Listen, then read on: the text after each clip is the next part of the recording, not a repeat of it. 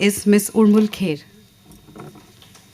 अगर मैं अपने बारे में शुरू करूं तो अभी मैं एमफिल की रिसर्च स्कॉलर हूं. मैं जवाहरलाल नेहरू विश्वविद्यालय से इंटरनेशनल स्टडीज़ में एमफिल कर रही हूं. अगर मैं अपने बचपन की बात बताना आपको शुरू करूं तो मैं बहुत ही ज़्यादा गरीब परिवार से थी. हम झुग्गी में रहा करते थे. झुग्गी मतलब स्लम एरिया में मेरा ज़्यादातर बचपन गया. मेरे पिताजी की परमानेंट नौकरी नहीं थी, कोई पक्का काम नहीं था. पिताजी सड़क पर तरह तरह के सामान वगैरह बेचा करते थे. घर की हालत बहुत ज़्यादा ख़राब थी और विडंबना ये थी कि मेरी एक विशेष प्रकार का एक genetic disorder that is called osteogenesis imperfecta tarda, जिसे हम नॉन डॉक्टरी भाषा में फ्रेजाइल बोन डिसीज़ कहते हैं, दैट इज़ इन मी. इसका मतलब कि मेरी हड्डियाँ बहुत कमज़ोर हैं. अगर मैं गिर जाती हूँ तो मेरे पैर में फ्रैक्चर हो जाता है और एक फ्रैक्चर ठीक होने में करीब 1 साल या 1 साल से भी ज़्यादा का समय लगता है. तो अपने इन 24 वर्षीय आयु काल में मेरे करीब 18 फ्रैक्चर हुए, करीब 8 मेजर सर्जरीज हुई दोनों पैरों में, एम्स में, और अभी दोनों पैरों के thighs, femur shafts and tibia में स्टील रॉड्स लगे हुए हैं पैर को स्टेबलाइज करने के लिए. घर की कंडीशन इस तरह की नहीं थी कि मेरे माता पिता मेरी पढ़ाई को सपोर्ट कर पाते. उनको लगता था कि अगर मैं बाहर जाऊंगी और अगर पैर का कोई फ्रैक्चर हो गया तो उनके और लेने के देने होंगे. तो I started giving tuition to the nearby kids. 25 रुपये 50 रुपये देके मैंने आसपास के बच्चों को पढ़ाना शुरू किया. मेरे पड़ोसी भी, कोई रिक्शा चालक होता था, कोई मोची होता था, कोई सड़क पे, कोई फुटपाथ पे सब्जियां बेचने वाला. तो तभी से एक जुनून था कि मुझे भी अफसर बनना है. मुझे भी सुभाष चंद्र बोस ने अगर चैलेंज लिया तो मुझे भी लेना. हालांकि मुझे पता कुछ नहीं था. 12वीं क्लास के बाद में मैंने अप्लाइड साइकोलॉजी दिल्ली यूनिवर्सिटी से मैंने बैचलर्स किया. अप्लाइड साइकोलॉजी, अगर आप लोगों को मालूम हो, it is one of the most rigorous course offered by Delhi university because apart from theory it includes practicals also. Practicals के लिए हम एम्स और सफदरजंग में इंटर्नशिप किया करते थे.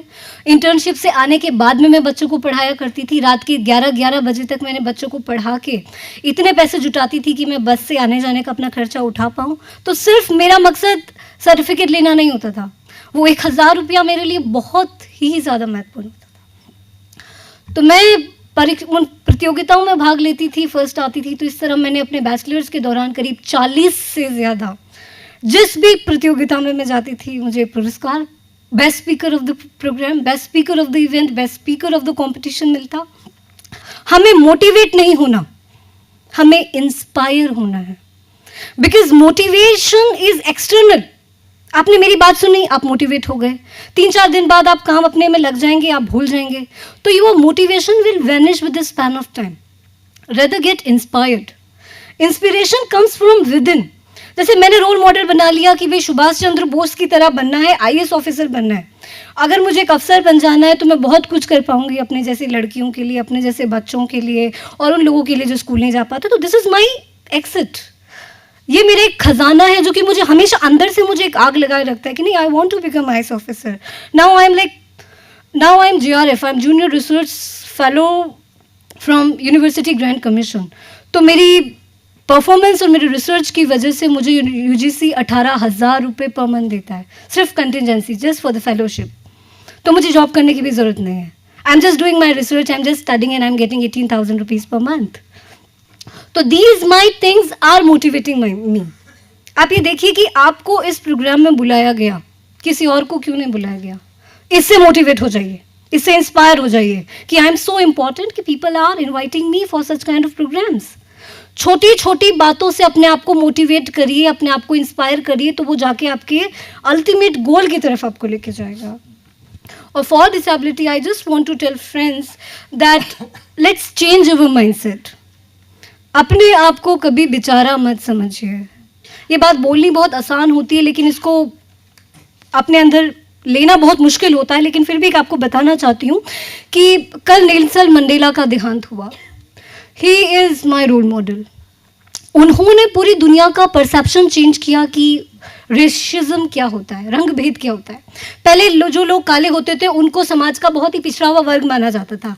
But because of the national and international campaign now black colour is very much we are comfortable with.